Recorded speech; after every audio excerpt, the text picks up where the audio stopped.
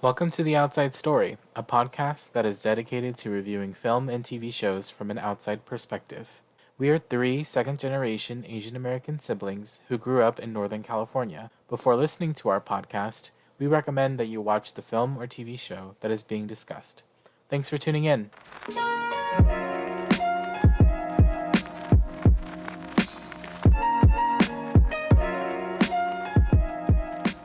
Hey, everybody, and welcome to The Outside Story. My name is Jonathan, and today with me, I have my beautiful siblings and co hosts. Why don't you say hello? Hi, you guys. I'm Jessica. Hi, and I'm Larry. And thank you all for joining us today. Today, we're going to be looking at the film titled Giant Little Ones. I believe this film came out in 2018, so fairly recent, and it's a Canadian film. So shout out to the wonderful, friendly, peaceful country up north. Shout out to you all. But then before we dive into Giant Little Ones, we're gonna do our segment called Sibling War, where every week one of the co-hosts will bring something to the table, whether it's a song, a music video, a dance, whatever it is, and they present it, and the other two siblings will comment on it, whether it's good or bad. And this week, Jessica is going to be sharing a sibling war. So, Jess, why don't you talk about your content that you're bringing? Sure. So for this sibling war, I picked, of course, BTS. Surprise! Black Swan. Woo! This one's a little different. Well, I sent you guys two videos because they recently just came out with the second video that I showed you guys. I posted the link for. The first video that I told you guys to watch is an art film that they did. So it's technically not them dancing. It's a company that they hired to choreograph and dance to this specific song. And then I told you guys, I also added like the lyric translation so you guys know what the song is about. And then I added a second link, which is their, I guess, technically official music video performed by BTS for Black Swan. So yeah, this is the song. Do I need to explain why I chose it? You can if you want to. Okay, well, I chose this because it was their first single off of their newest album, Map of the Soul 7, and it was just very different for them, I feel like, and I think different for the K-pop world because I haven't heard anything like this in K-pop because even listening to, because I've been watching them on like Korean music shows that they do, and like you hear all these like super poppy K-pop songs and then you hear BTS and it's totally different. Like their sound is just completely different from like everything you heard like from the performers beforehand on that show. So that I feel like this is just like another like reason like why I love them, because they don't stick to the quote unquote like sound of K-pop. Like they kind of just do their own thing. And then also just because the art film for me was just very moving as well. I like dance, but I like more hip hop dance, and that way more like strong like urban type dances. But then when it comes to like modern dance or interpretive dance, like I never really cared for that because I'm just like, oh, they're just like waving their hands in the air and they're just like twirling and jumping. I'm just like, okay, whatever. But then for this one, this just felt like super different for me, and I actually enjoyed it a lot, which I was very surprised. Like even though yes, like it was BTS, but then like I think the song just like in this art film, the choreography for this song just elevated the song to like a different level. And I don't know, I think the song just like was really also kind of like heartbreaking for me in a way, because like if you watch the beginning, the quote like a dancer dies twice, like first like their first death is, you know, when they can't do what they love anymore. So that really just spoke to me, and just like the whole song just really like resonated with me. That's why I chose this one to see what you guys would think about this. I've always interpreted that quote as like it's when the act of getting tired from dancing and stopping the dance, like that's their first death because they love it so much. You know what I mean? That's how I've always interpreted it. Yeah. You know what I'm talking about? I'm like, what did I just say? Yeah, you know, I heard you said when they can't do what they love doing, as in like they can't physically dance anymore. That's what I thought you were saying. No, that is. Yeah. Because I feel like, I mean, with dancing, like, most dancers, they start from a young age. You know what I Right. mean? Like a very young age.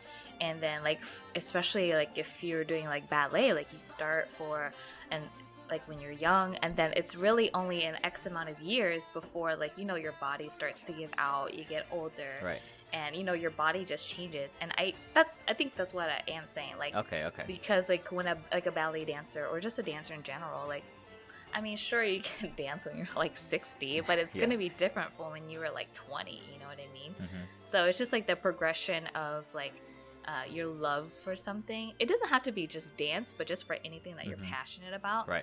Or it's like if you can't do it anymore, Mm-hmm. that's just like, you're kind of just, sometimes like you feel dead inside, like you don't know what to do anymore. Mm-hmm. Yeah. Right. That's, Gotcha. yeah. I agree with you, Jess. Like, the thing about ballerinas and ballerinos, like they reach their peak like when they're in like their early 20s, and then when they get to their late 20s, they have to stop dancing, because if they don't, they could literally injure themselves to the point where they can't stand or walk anymore. Yeah. And so like they have It's to. because I feel like, because dance or any kind of like physical type of thing puts so much stress on your body already, and then doing that for so many years, then you do have, there's like a peak amount of years that you have. Yeah. Yeah. I would say that like you're not wrong too, Larry. Like I feel like there are definitely people who like choose, to stop dancing, but like for people who like dance is their life, like they have to stop, or else their body will literally deteriorate and give up on them. And that's kind of that's what I think the quote is referring to. It's just that first like death, like it's unavoidable, it's inevitable, it's gonna come, and there's nothing that you could do about it. Okay, gotcha. Okay. Yeah. But what did you guys think about the art film? And if you guys did watch the music video too, what did you guys think about both of them? You can go first. Yeah, I watched. Yeah, sure. I watched both. The art film uses a different mix, right? It does. Yeah, it's more. Which I was really sad because I was like, oh, I really love, like, me, I love strings and just like the swells and everything. Yeah, like, I agree. Just I don't know, I guess the hype that it brings up, or like the emotions that it brings up when you hear it, you're like, oh, dang, like this song is really like, feel like impactful. But then I know why they did like two different versions. Like one was specifically for the art film, the other one is specifically for their album. Yeah, they took out like a lot of the more modern noises you would usually hear in most music. I liked it. I actually watched it on my own before, like when it came out. It's just like, oh, BTS new song. I'm like, okay, I'll check it out. I liked it a lot. It's very captivating. That's probably the best word I could probably use to describe it. It's very captivating. It just kind of draws you into what they're trying to say. Like I also liked how they use the lights as a way to kind of show like a cage, like you're kind of trapped in a cage, like a prison. Yeah. So there's a lot of little stuff like that. But I'm not too sure how well it fits with the lyrics, because I know you posted the lyrics up, and even the whatchamacallit, even that art music video had the lyrics translated too. But for some reason, like I don't like reading lyrics like while I don't the like video's reading. going on. I don't like reading lyrics. I like to pay attention to one thing. Yeah, so I'm not too sure how well the art film kind of reflects the lyrics, but I don't know. Maybe you can expand on that, Jess. But otherwise, I really like the art film. I could talk while you're looking. Oh, okay. Yeah, go ahead. I liked it. I think that it was a really cool use of strings and orchestra that's not really seen in K-pop either, and so I think that that's really about this song. It makes it stand out. And when I first watched it, for some reason my captions were my subtitles were on automatically, so I had to turn it off because, like you guys, I felt really weird splitting my attention, and so I just turned it off, watched the video, and I thought it was fine. I'm not a huge fan of like classical contemporary style of dance like you, Jess, and so like it was just kind of like interesting trying to see, okay, like what are they trying to say, what are they trying to do. I was like, who do these people represent? Like it's obvious, the main character is the guy who's not wearing a shirt, and then everybody else is kind of symbolizing, in my opinion, I think that they symbolize like either like music or like the pressure of life, just kind of something that like the main character, the dancer, we'll call him, goes through. And so I thought it was good. And then I had to listen to the song with the lyrics, and then I had to watch the whole thing again. Like BTS, like it's a K or anything K-pop, like you have to like redo it over again like a few times. The first time it was just kind of like, okay, listening to the song, watching the dance. Yep. The second time was like, okay, listening to the song, reading the lyrics. And then the third time was like, okay, now putting it all together, you know? Yeah. So I thought that was really funny. I was like, oh man, I have to do this again. It's okay. And so I thought it was really good. I really appreciated the story that was being told, and I also think that the main character, the dancer, is really talented as well. Yeah, and I thought it was really well shot. Like the video itself, like, you know, like in doing it in like an abandoned, I think it was like a shopping mall or something like that. Yeah, it was abandoned shopping mall. It looked really cool, and I liked the way that I liked the aesthetic that it kind of gave. It was kind of like this mix of both like classical contemporary, because that's kind of what they were dancing to, and then like also modern, because, you know, it's kind of gave this post-apocalyptic futuristic sort of feel with that thing. And I think that's what the song itself was doing, blending these like kind of more classical tropes of music and use of strings with like K-pop, which is a much more modern like style of music. And I also felt like their dancing wasn't completely classical contemporary. There are definitely aspects of hip hop blended into their dance too, which I think was really good. Yeah. So I liked it. Larry, back to what you're saying about how you didn't really think like the lyrics fit with like the song. Yeah. I mean, this song, Black Swan, obviously it references a lot of the movie. You've seen it, right, Larry? Yeah, but Black Swan is based off of something else too, like a story. It's based off of Swan Lake, is it not?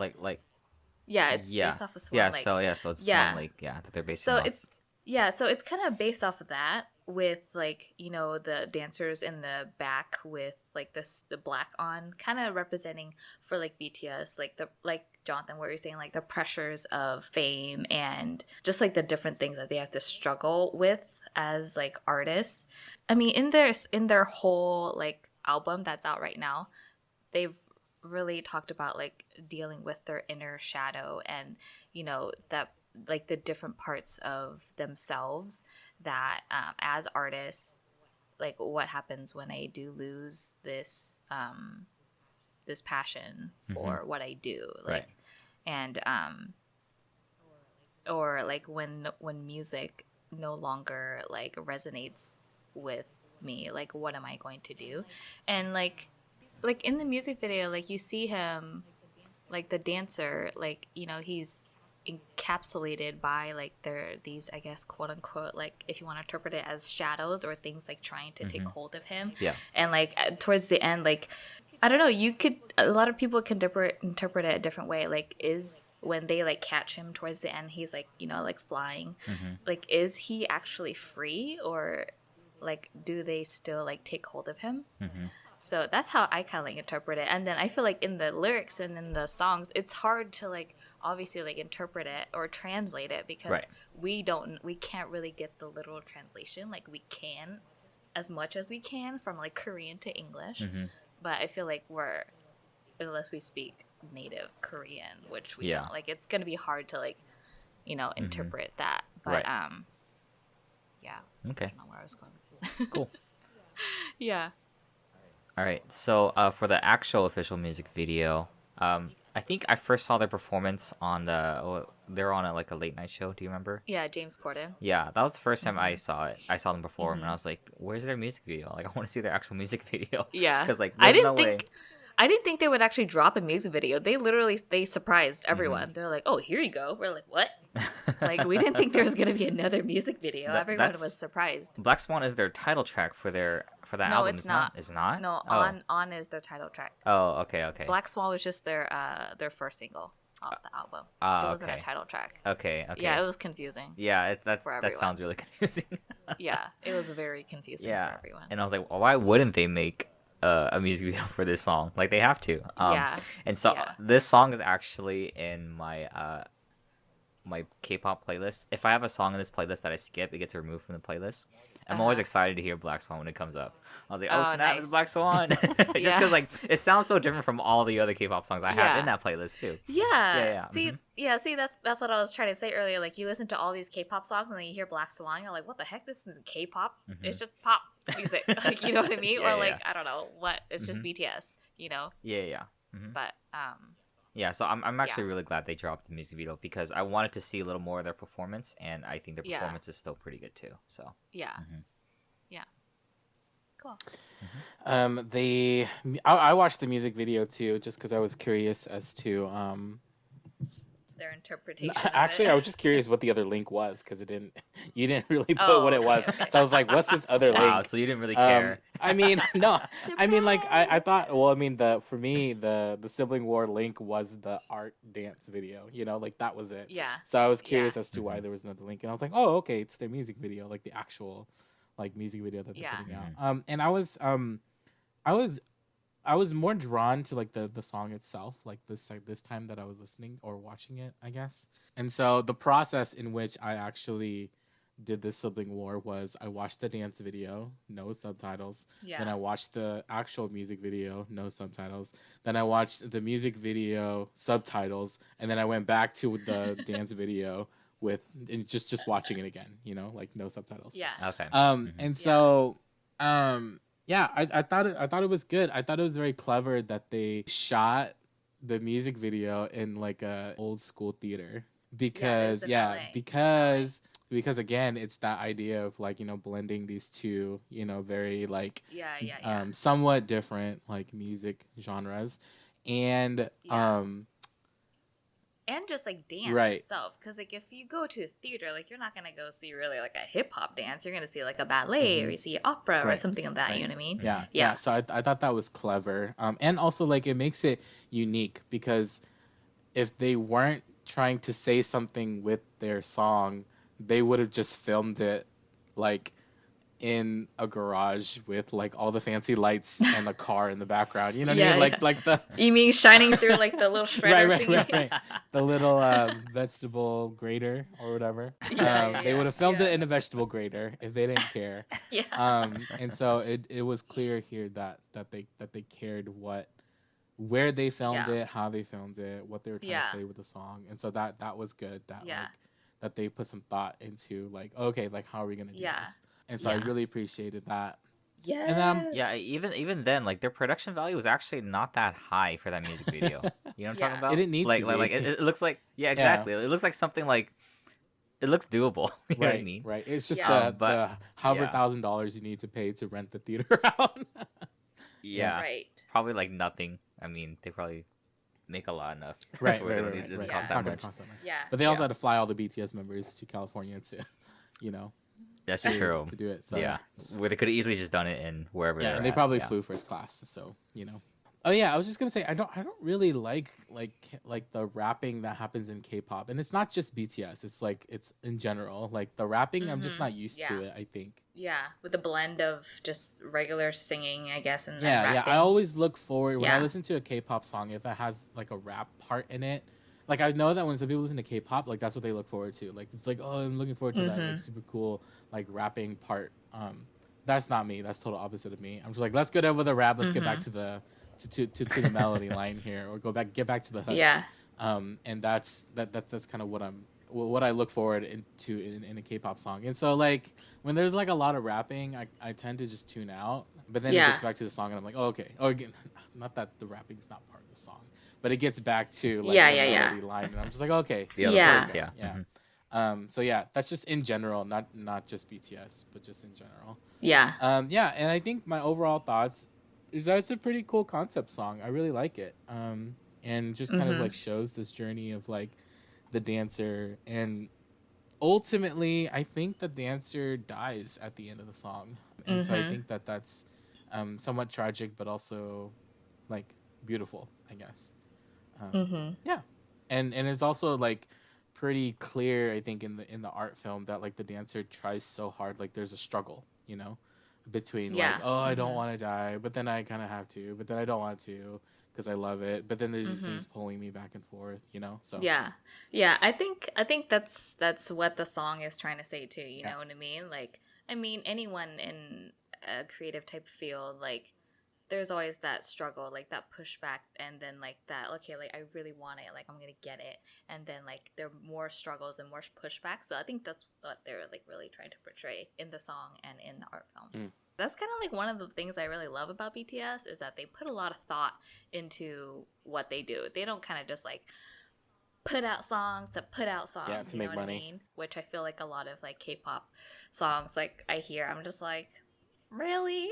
Like I heard a song the other day and I was just like, you're really singing about this? Like, okay, like whatever. But I was like, okay. Yeah, I think don't of know. that horror movie that Larry, the horror movie that you the K-pop horror movie.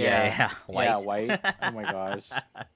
The song in there was I still like that the movie is decent, but like the song in there is like it's like what is this song even, you know? Like I can't. So, yeah. It's okay. The other day I was listening to a song about this girl. She's trying to get into a club. That's it. It was like a K hip hop song. She's trying to get into a club. Oh my gosh. Yeah. Yeah, but you know, there are times for those who just want to chill, relax, have something to bop to, and there's others that where you just want something more. I totally get that. I mean, like I've said before, like not every song has to. What does this song mean? Like sometimes it's just fun to just have a song to, you know, like that's totally okay. Right. Yeah, and we need those songs too. They just have to be good though, you know. Like they just they just can't be like, I was gonna put this together, you know. Like it has to be good still, you know. Yeah. It should still. Yeah, be like good. Of course. like I think of Far East Movement's like a G6. Like that song has like it has like no point to it, but it's such a good song. But it's a fun song. Such a good like like song. Like you listen to it, just like man, like this is a banger. Like it's so good, you know. Like I think of stuff like that. So yeah. Now that song's stuck in my head. It's just such a good song though. It is oh a my good gosh! song. If y'all listening to this, you don't know the song "Like a G6" by Far East Movement, go educate yourselves, please. Pause the recording right now and listen to "Like a G6." Yes. we'll just insert a clip right here. Now I'm feeling so fly like a G6. Anyways, but yeah, I'm glad you guys liked it. Yay. Yeah. And one of their better stuff. Such a hater. Such a troll. I'm just messing with you, Jess. Just messing with you. Just wait It's till called- we get to your it's called stuff, Sibling okay? Wars for a reason. Okay, just wait till we get to your stuff. People always be hating. I'm like, oh well, It's only the subreddit. There are always going to be haters, always. Okay, Oh man. but they are on top and y'all at the bottom. So Oh my goodness. Hey, they're on my playlist and they haven't been removed yet, so that's actually really good. That's really good. you'll have to listen to their new album. It's good. I like it a Isn't lot. some of the new stuff on their album like not really new? Like didn't they put "Boy like, with Love" on it's- there? Yeah, it's like the first because they were supposed to do 2 more albums, but instead of doing 2, they just mashed it together to make like one kind of like almost a repackaged album with like new songs. So I think like maybe 5 or 6 songs are from their old album, and then the rest they have like 15 or 16 new songs on their album. Yeah. The New York Times did a highlight on them. Yeah, they've been getting a lot of press lately. Awesome. Great. Okay, let's move on to the film. Giant Little Ones is a film about the coming of age of a teenager named Franky Winters. In the beginning of the movie, we're introduced to Franky, his friends, his not-so-normal family, and his girlfriend Priscilla. Franky and Priscilla are planning to spend the night together for the first time, and this is slotted to take place after Franky's birthday party. However, their plans go awry, and Priscilla's mom doesn't want her to stay out. So instead, Franky's longtime best friend, Ballas, decides to stay and hang out with him. The both of them get somewhat intoxicated, and to be frank-y, they end up having sex. Right afterwards, Ballas freaks out and leaves. Franky is seen trying to stop him, but Ballas is seemingly scared and decides to run home. The next morning, Franky visits Ballas, and the first thing Ballas says is, "It never would have happened if we weren't wasted." To which Franky first hesitates, but then agrees. Shortly after, Ballas's girlfriend, Jess, finds out that they had sex, and Ballas begins to distance himself from Franky. He even tells other people that he had woken up and found Franky on top of him. However, we learn later that this isn't true and that their intimacy was consensual. As Franky's friendship with Ballas begins to fall apart, the whole school now hears about this and begins to label Franky as a closet gay kid. His girlfriend, along with the rest of the school, is no longer talking to him, and Ballas does nothing as a bully on the swim team beats up Franky in the locker room. As things seem to get worse, Ballas' sister, Natasha, starts to befriend Franky. In a similar manner, Natasha is outcasted by the school as being promiscuous. The two of them rekindle their old friendship and end up really liking each other. In the meantime, Franky gets his bike vandalized at school, so Franky steals Ballas' bike as payback. Ballas and his dad decide to pay Franky and his mom a visit. During the visit, Franky's dad, who is separated from his mom, also shows up, and we learn that Ballas was the one who broke Franky's bike. However, Franky still doesn't admit to stealing Ballas' bike. Later that week, Ballas gets drunk and confronts Franky at the neighborhood convenience store. A fight breaks out between the two best friends, and Franky gets beat to a pulp. When Franky's dad gets back to town from a business trip, Franky visits his dad for the first time, something that he's been really reluctant to do. Franky and his dad have a conversation about how his dad fell in love with another man and Franky's situation with Ballas. Franky says that it felt normal at the time, but right afterwards, he and Ballas were both scared.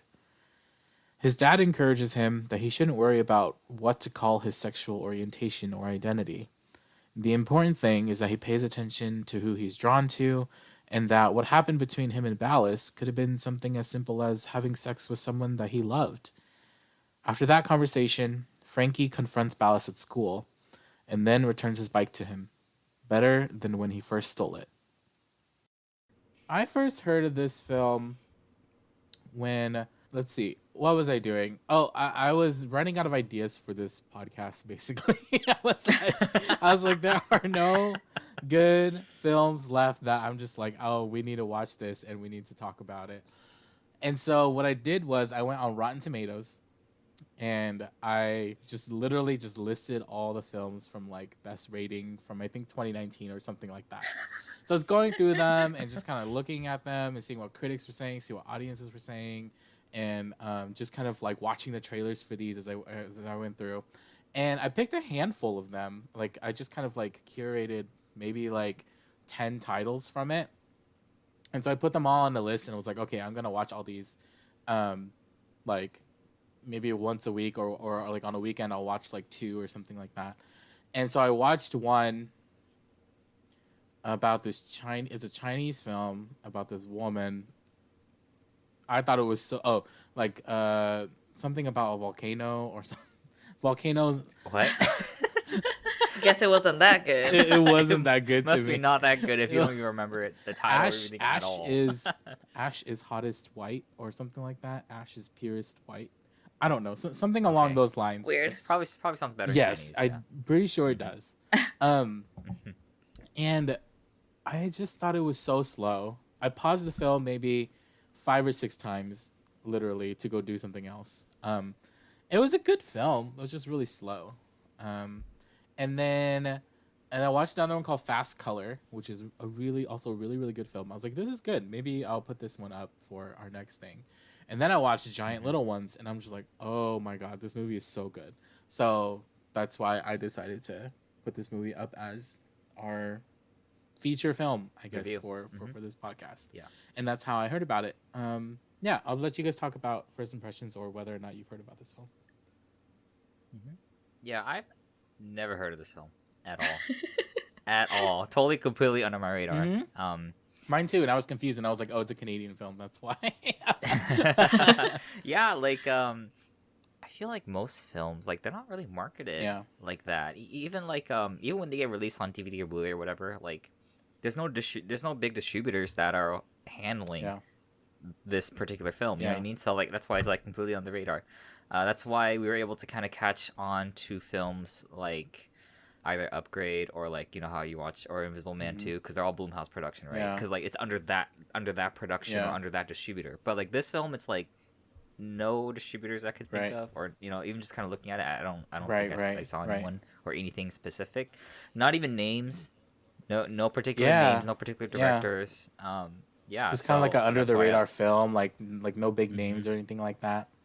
Yeah. Yeah, and it's not even an indie film. It's actually a feature film. Is it? You know what I mean? Well, I don't know. It's shot like Yeah. one. Well, I felt like It's it. shot I like a felt like feature it film. had indie film vibes.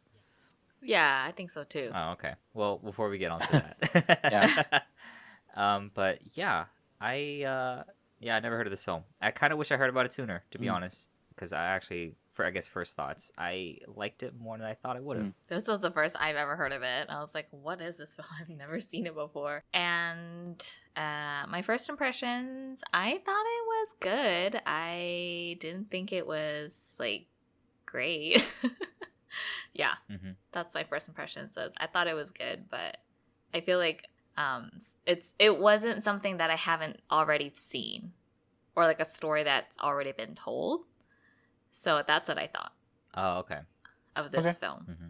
Yes, like the story and what the character goes through was obviously important, but like I feel like it wasn't just as attention grabbing as I wanted it to be. The writing, Yeah. yeah, Oh, right, it's always right. about okay. the writing for me. I don't know. Mhm.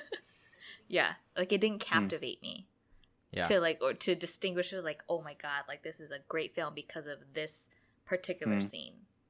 Yeah. Mhm. Yeah, It's weird because I'm like, I don't care about the writing. I care about more the characters. And so if the characters captivate me, that's when I think, okay, this is a really good film, and that's what this Yeah. film did.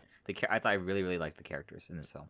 yeah. For me, it's always about the writing. Like if the writing doesn't captivate me, then like the movie could like be mediocre, and then this one scene just like brings it all. I'm like, dang, okay, that was a really good film. Mhm. Yeah. Yeah, Yeah. yeah. Yeah. I actually really like the writing in this one, but I definitely think that it's not a plot-based film, if that makes sense. Like it's not about No, not at all. it's not about the plot. It's more about the characters. And Yeah. so like I can understand like if you're coming from like a plot perspective and you're like, oh yeah, like the writing in this plot wise isn't that good. And yeah, I agree. But like just character wise, I think that is very strong. Plot wise. Yeah. Like plot wise, nothing happens. Absolutely nothing happens plot wise. But character wise, everything happens. Yeah. Yeah. You know what I mean? And I guess that's I'm more of a plot driven person. yeah. Like the other day, I think Arrival was showing at my workplace, and then I was telling everyone this is a really good movie, and then one of my other coworkers says, "No, like nothing happens." I'm like, "Yeah, because you're looking at it from like, a plot-based perspective. Nothing really happens in that film, but everything happens with the characters. You know what I mean? That's what always draws me towards anything. It's always the characters. The plot can be like a side thing. The plot can be the worst thing ever in the world, but if the characters are really good, if the characters feel very real, the characters. Like you can kind of feel what they're going through. Yeah. That's what I really, really Yeah. like. So Yeah. Okay. Do you want to talk a little bit more about characters then, Larry? sure. So there's actually quite there's a few characters here and there, but like the main characters you got is Franky. Franky. Franky, Dallas. Dallas. I'm like, dude, what the hell is up with people and their names? Like, It's like Dallas, but with good the B. lord. Yeah, Yeah. it's like, let's not do Dallas. Let's do B. Dallas.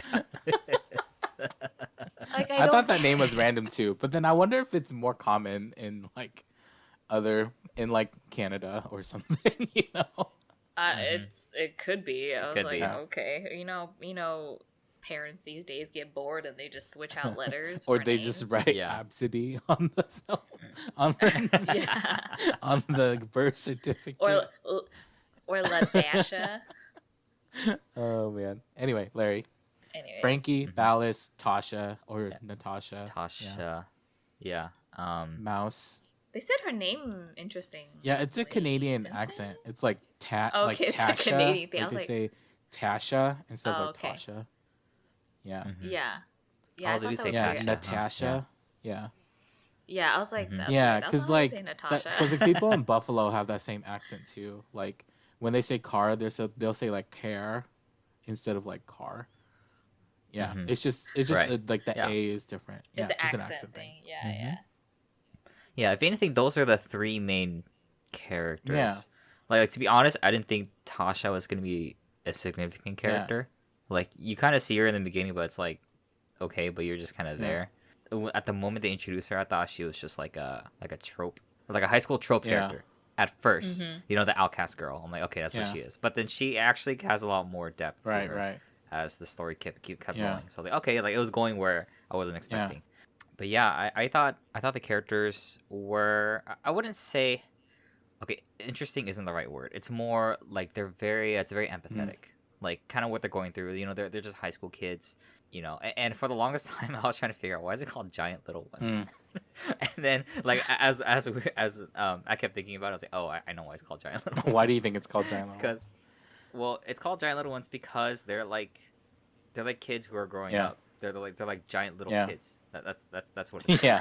That's how. I Right. interpret it. Right. I was like, okay, that makes Right. sense.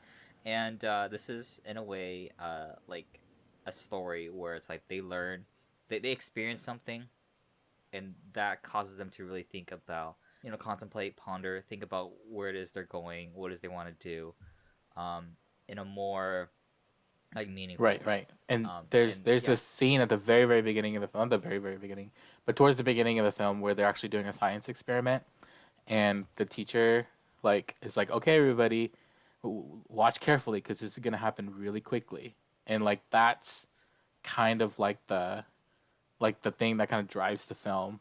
That Yeah, sets it, off, like, yeah. sets off this like, you know, like, oh yeah, that's what people say about their kids, you know what I mean, like as they watch them grow up, like they're just Okay, like, oh okay. man, like I just felt like they were just this, and then all of It a sudden, yeah, flashes then all before of a your sudden, eyes, like yeah. they've just grown up so quickly, and that's kind of what the science experiment was kind of like foreshadowing for us. Was that they were like Oh, okay. these kids who were just kind of like whatever, and then all of a sudden at the end, like they have gone through a lot, you know. So yeah. Yeah, and so what really made the film for me wasn't really like the actual characters in themselves, but more about their journey and kind of what they experienced through the film and how they handle the incidents and their experiences, you know. Because like bare bones character wise, like they're kind of like they're normal. They're just kind of basic. They're really basic.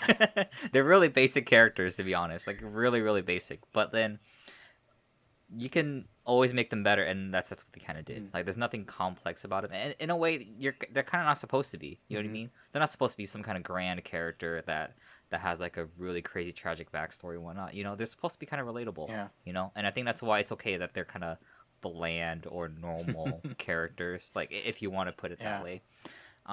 And that's what I really liked, because they are very relatable. They are very empathetic, and that's what I really liked about all the characters, really. So. Yeah, I would agree with you that, you know, like the characters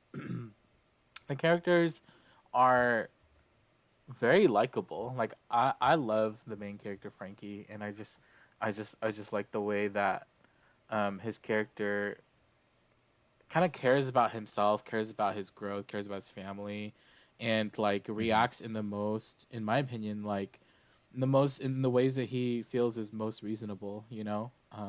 Like it's very clear that he has a very like kind of like this grudge or like something against his dad, you know what I mean, like in the film, and it's not really clear until like it gets later on that like that he's able to get over it, you know. And it's done in a way where like it like slowly happens, and he kind of like has been avoiding his dad, but his dad's just continually trying to, you know, like be there for him and in his life and stuff like that. And I was very surprised that after Ballas was super drunk and beat him up, that like he called his dad. Like he called his dad first before he called his mom or told his mom. Or maybe his mom probably knew, but he did call his dad, you know, about it. Yeah. So I just, you know, like that relationship between like the parents and the children are very, very, in my opinion, very complex, because, like you have Franky, who's like part of this family system that's not really normal, like he has a single mom who's raising him. He has an older sister who's like, typical older sister. um but then he also has a dad who's, not living with them and is divorced and gay and partnered, and so like there's a really interesting family dynamic happening there. And you look at Ballas's character, right, who's like, his family is like seemingly the normal perfect family, because he has two parents who are still, like, together, and he has a sister. They're kind of like the perfect nuclear family. But then like, it's also clear that there's things happening in their family that they're just not willing to talk about or trying to get around. I really like that. Like the relationships between the main characters and their families really came out, like, in the film, and then I really appreciated that. Yeah. Jess, do you have anything? I like. I feel like I'm still like processing things because I literally just watched it today. I messaged Larry yesterday and I was like, make Yeah. sure you watch it because this is a film that you need time to like process. Character wise, yeah, I did like Franky. I liked his character. I mean, Ballas is your typical jock in the closet, character. I Yeah, felt or like you don't even really know like what his deal is, what's going like, on. what Yeah, his, yeah. I feel like he is like he's confused. And he yeah, doesn't or like know. he's bi or something. Like you just don't know. Yeah. So he's kind of like your typical like in the closet jock, Yeah. whatever he is, whatever he Yeah. claims to be. And then, yeah, I did like the family dynamic that you talked about, which it's funny because the most, I guess, if you see like dysfunctional dysfunctional families almost seem more like they talk a lot more. They're more functional. Than, like the more Yeah. functional, quote unquote, Yeah. like family. So, yeah. And then I think of some of the other characters that were in the film. I feel like those were only like the main Yeah, ones. I really liked Mouse. Yeah. His Oh yeah, she was really funny. She was funny. Yeah. The main character, Franky's one of Franky's friends. Yeah. Yeah, I wish they would have utilized her more. Mm. They used a little bit towards the end. Yeah. They did, but I wish they would have utilized her a Yeah. lot more. Yeah. Yeah. I felt like I think that was a missed opportunity. I felt like that character and that actress in particular did a really good job with Yeah. with that role. Yeah. She kind of reminded me. She was kind of like the Aquafina, like in Crazy Rich Yeah. Asians.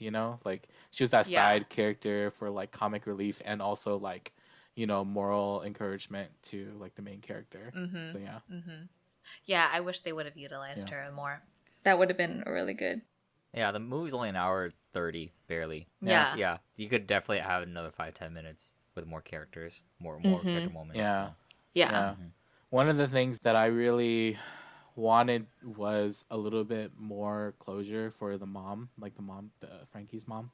Mm-hmm. Because I feel like her character, out of all the characters, like she doesn't really get anything to kind of wrap her story up, because it's very clear, in my opinion, that like she has this kind of like anger or like resentment towards her ex-husband. Yeah, and she doesn't really want to deal with it, but then she's trying to like date other people, but then every single date she goes on is terrible, Yeah, and then like when the incident happens with Franky and Ballas, like that really, like I feel like that really triggered Right. her. Like you could Right. see it triggered her. And she also has this weird like, it's almost like this pride, like that she has, that I wonder why she's holding on to it, maybe it's like the last thing she has as like a mom, right? Yeah, and it's just like one thing is like, how did I not know like my husband was Right, gay, right.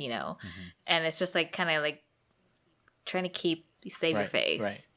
like try to be Right, strong. And, right. She also has this Yeah. weird pride thing too, where like about like whenever Frankie tries to encourage her like about her dating and stuff like that, like she has this weird like she kind of just brushes it off, you know. Like when Frankie asks her like, "Oh, how was your date last night?" you know, and she was like, "Oh, like I kind of wish that, you know, the kitchen would catch on fire or something so that I could have a reason to leave." And then Frankie's like, "Oh, that bad, huh? Like it's okay. There will be someone better, you know." And she just kind of like chuckles and like laughs it off, and then she leaves. Like she almost doesn't even Yeah. take the encouragement, you know. She's just kind of like, "I can't believe my, you know, like son is like encouraging me in my dating life," you know. Like she has this weird kind of like pride thing that she's like not willing to let go of, which kind of bothered me. And the whole film she just never like lets it go, you know. And Yeah. even like when they're all talking with Ballas's dad, Ballas, and they're all at the dinner Yeah. table talking, and then like Frankie's Yeah. dad comes in, like she gets like Yeah. pissed too, like really mad. I'm like, but he's just Yeah. trying to be there, you know, be part of the conversation, even though like the ex-husband did Yeah. hurt her, like he just wants to be part of the conversation, be there for Yeah. his son. And she's just like pissy the Yeah. whole time. I'm like, dude. Yeah, what and the it's heck? also kind of her own fault because like she didn't have to tell him, you know, like she didn't have to tell him Yeah. like, "Hey, Ballas and his dad's coming over," you know, to talk to Frankie, because otherwise he wouldn't have known. I just think it's kind of her own fault. Like she kind of does it to herself, and then she gets mad, you know, about Yeah. that kind of thing. So yeah, Larry, do you have anything to say about Okay. the mom? I was gonna say that her story doesn't necessarily have to wrap up. I don't think this incident would be a way for her to find closure. You know what I Yeah. mean?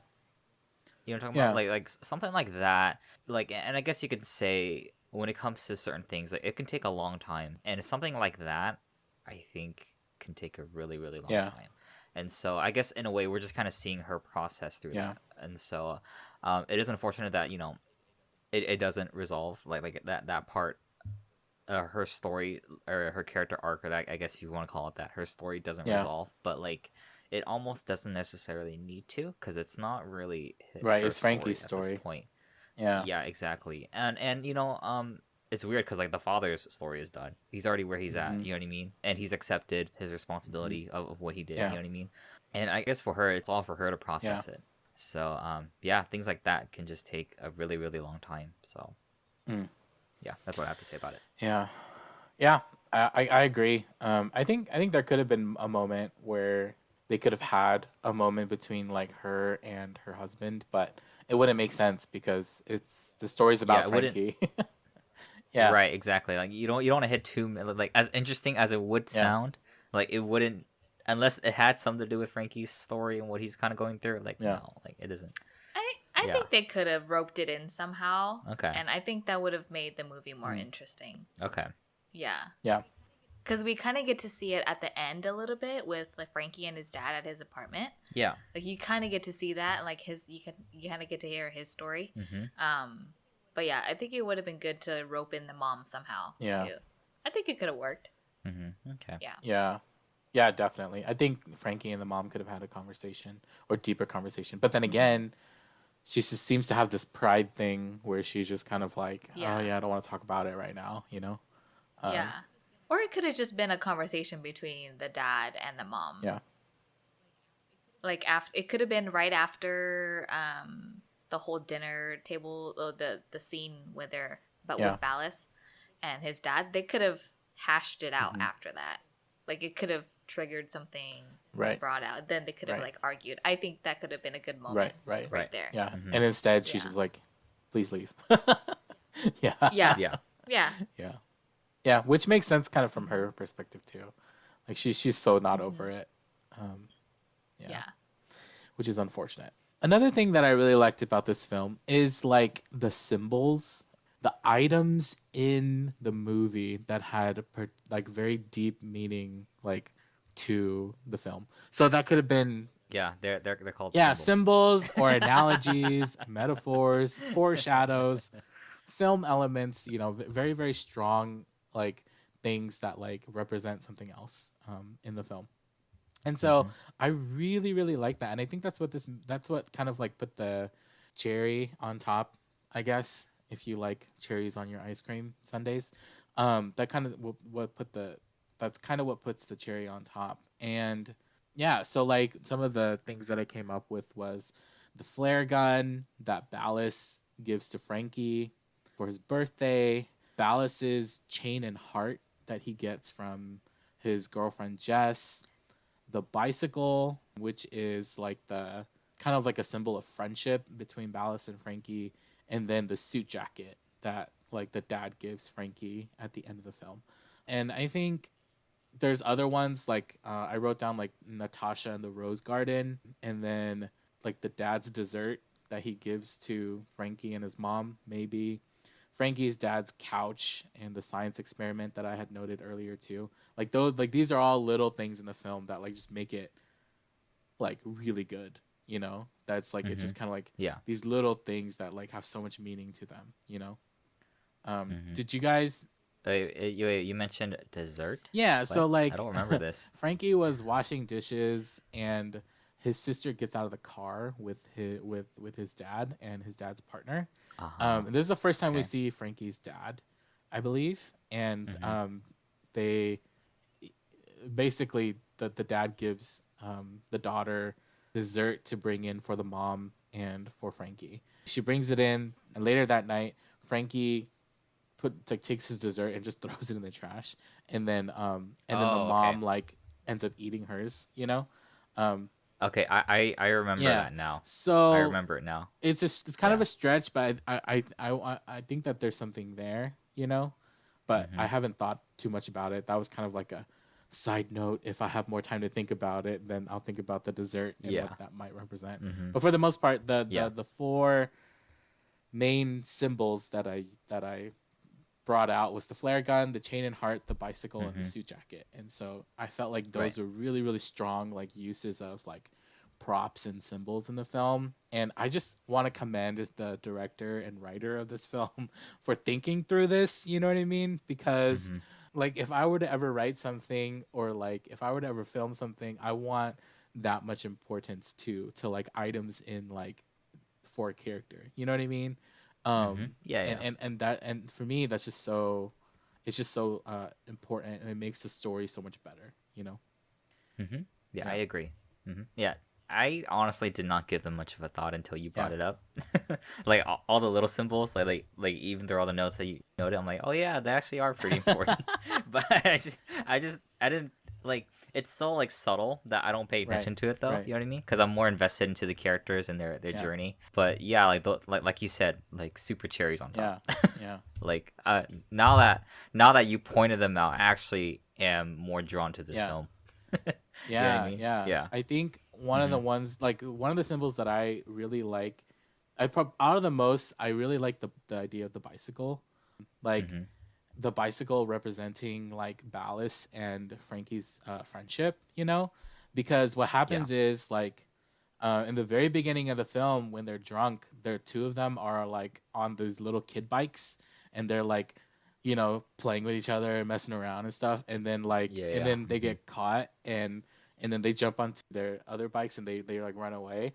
And it's just like that scene, which is just like them transitioning from that little kid bike to like the big kid bike, was like just like, oh my gosh, like they've been friends like since forever, and you can see that, you know, just from that little thing. And then Ballas like breaks Franky's bike, you know. And I'm just like, dude, like this is so symbolic, you know, of like, you know, like Ballas like destroying kind of their friendship, you know, over something that I don't know what it is that Ballas is holding on to, you know, but like, you know, like he's willing to give up his friendship with Franky for it. And it's so like intriguing that like it's the bike that gets broken and it's the symbol of friendship between the two of them, you know what I mean? And then Franky steals his bike and then kind of puts it apart, but takes it apart and then puts it back together with his dad, you know, who's also like a part of the story. And in Franky's restoration of his friendship with Ballas, it's interesting that like his dad is the one like to help him, to help him restore that, because he not also like like literally helped him restore it, but he also helps him restore the bike, which is the symbol of friendship between the two of them. And then Franky gives it back to him at the end of the film. And so I was like, oh, this is so cool. Like I didn't realize that. Like I think it was like my second watch through that I finally like was like, oh, like this is the bike. This is what it means, you know. So yeah, I thought that was really cool. Yeah. Did you guys think about any of the symbols, or do like as I'm naming them, do they pop out to you at all? Do you remember them? No, I'm just kidding. It should be fresh in your mind. What I know talking you just about? watched it. It just went in like it's just like went one time through in my head, and that was it. I was like, okay, I'm done. Don't have to think about it anymore. No, but yeah, I after now that you mentioned it, like the bike, in the beginning you could tell for me, like I could tell like the bike was symbolic of like their friendship, and then I don't know, I didn't really think too much about it. I was just like, okay, whatever. In a movie. Like, yeah, for me, like when I watch movies like the first time through, I don't like nitpick at everything. I'm like, ooh, what does that mean?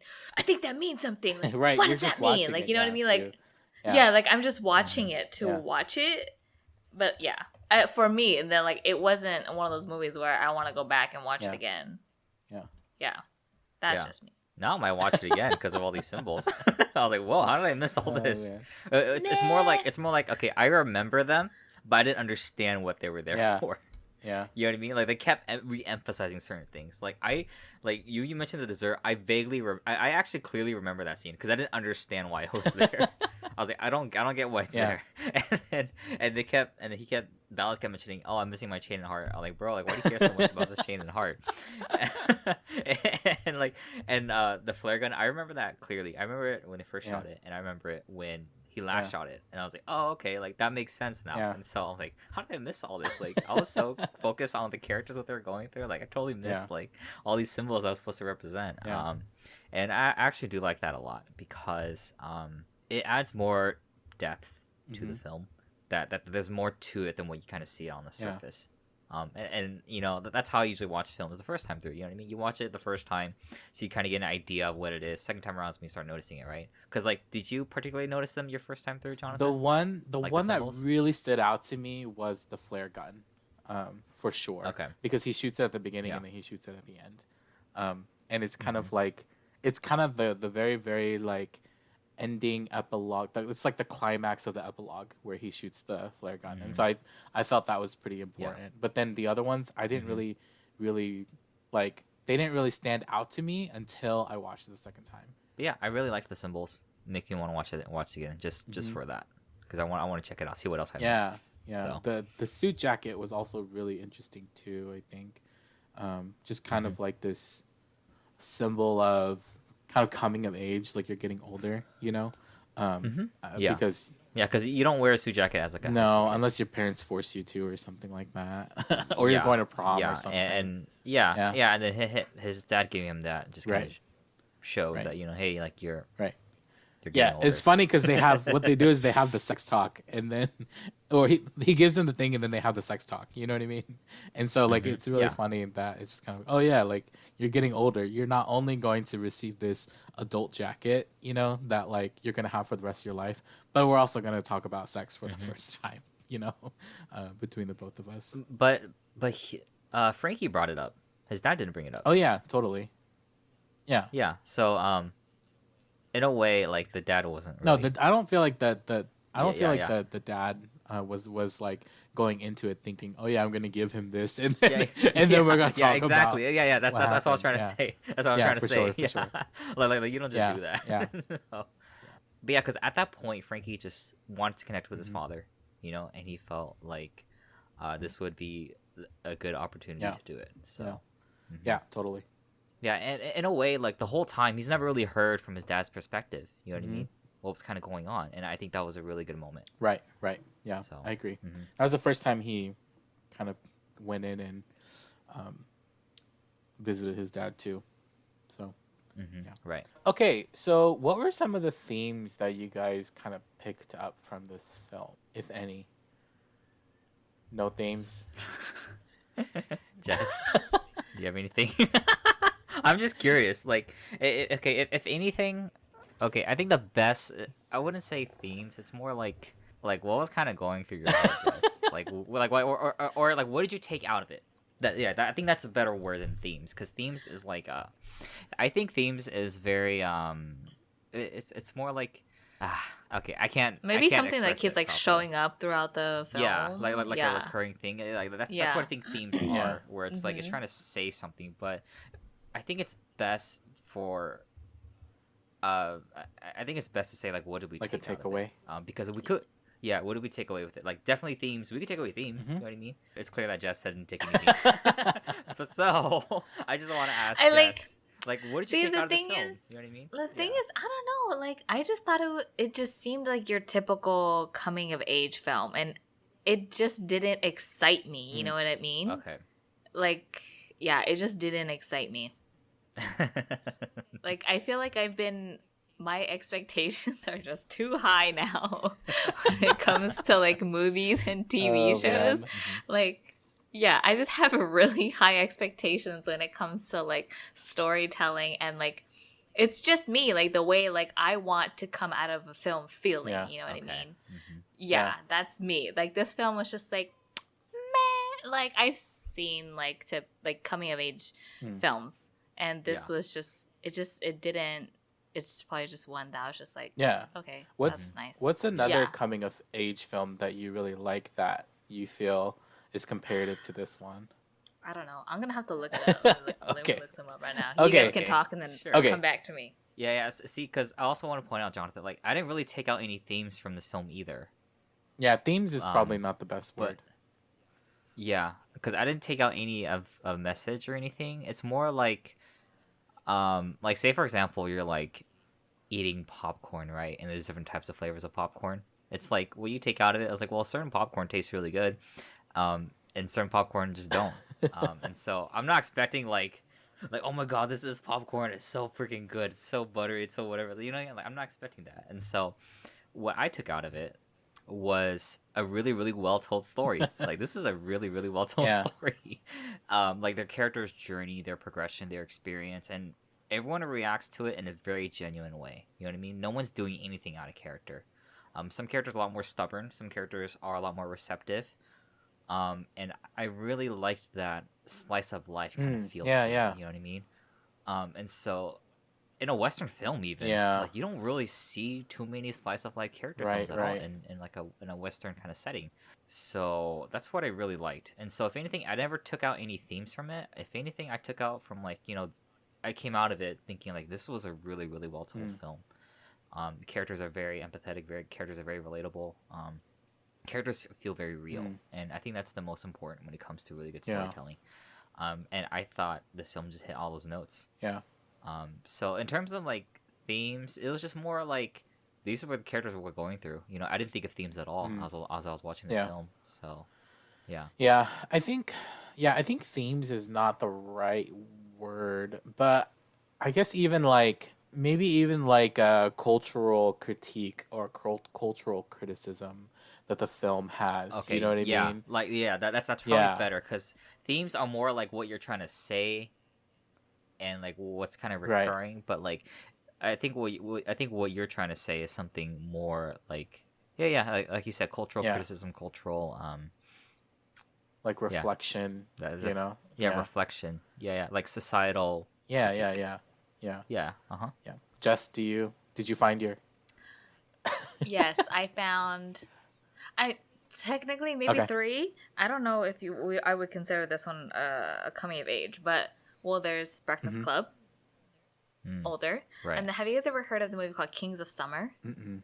I don't think so. No. It's about like 3. I think it's an indie film. It's about 3 boys, like young boys that they have this like adventure. I Is really KJ liked that Apa in one. it? And I'm thinking of another one. Something. He's in a film with like summer in the name. no, Okay. he's not in it.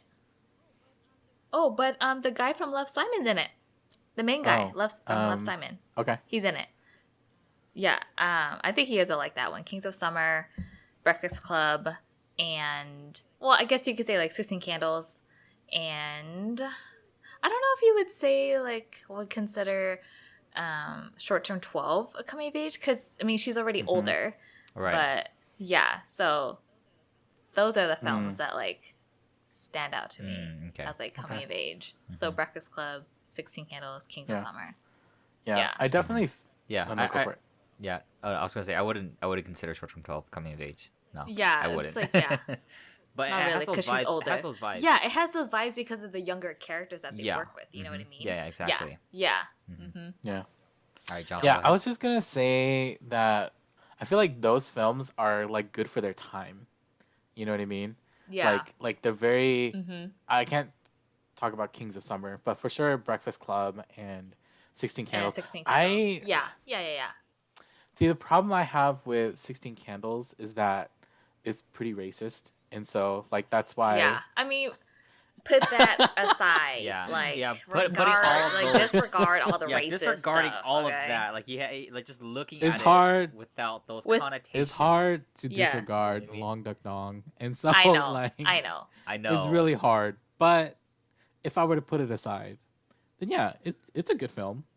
And then Breakfast Club, I really like a lot. Yeah, and then I feel like I would with short term 12, I would coming of age with not the main character, not Brie Larson, but with the characters that the students Yeah. that she works with, like their journey, Yeah, their for story. sure. Yeah, Yeah, and in that she also kind of finds healing. Like in their coming of age, she finds yeah, healing in Yep. her own story. Yep. And so yeah, yeah. I feel like those are the kind of stories that like kind of pierce you right through the heart. yeah, that's what I like. yeah. Yep. Still love short term. Yeah, Yeah, short term love it. 12 is definitely really good. Yeah, I feel like for me, this is my opinion, but I feel like Giant Little Ones is up there with these films, and I think that I think that is because I think also because it kind of deals with LGBTQ like kind of like sexual identity as well, and so there's not like a film that's like up there, like with those kind of Would you consider Love, Simon to be up there with Love, that? Simon, I don't really feel like is a coming of age film. I feel like Love, Simon's a coming out film. It's about his like LGBTQ identity and him like coming to terms with it, like him like coming out essentially.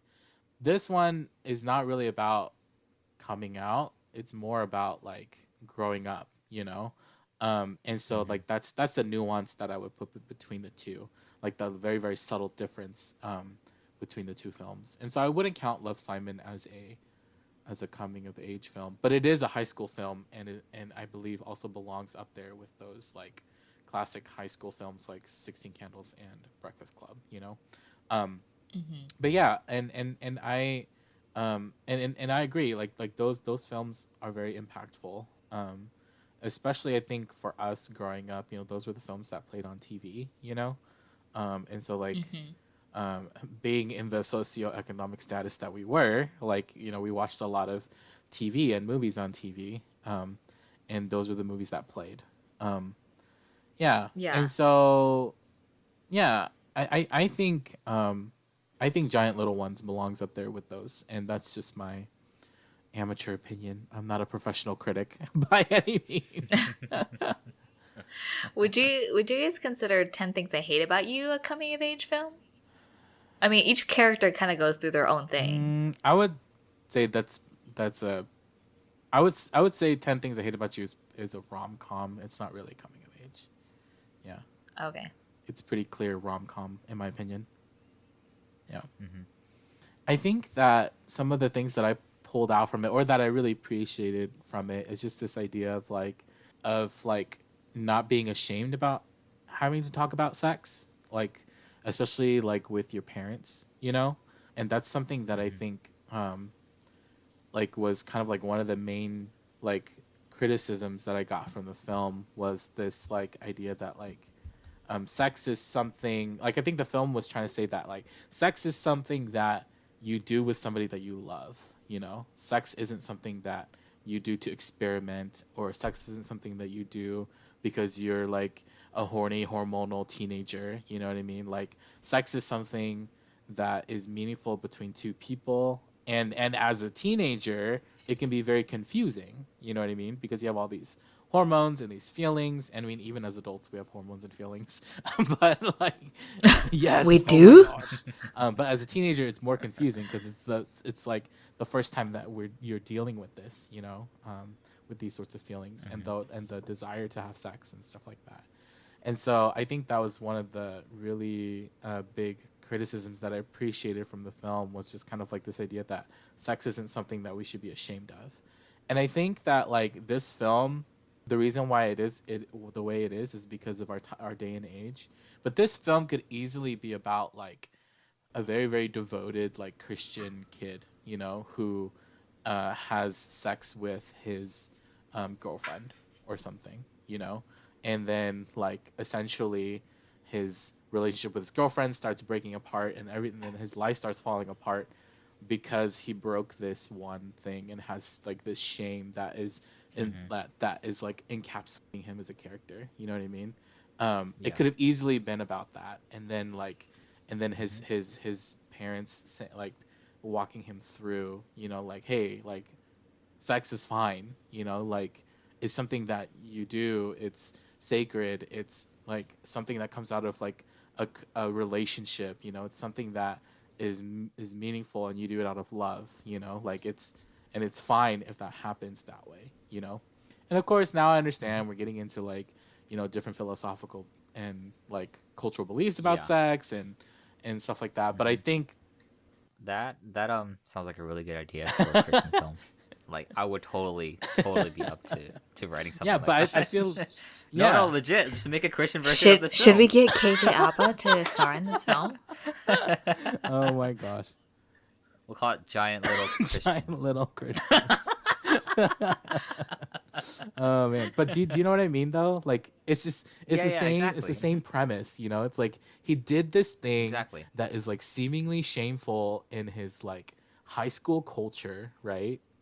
Which is like he had sex with another guy, and then like everybody's like ridiculing him for it, and then he has to like understand what sex is about, and then grow up from that.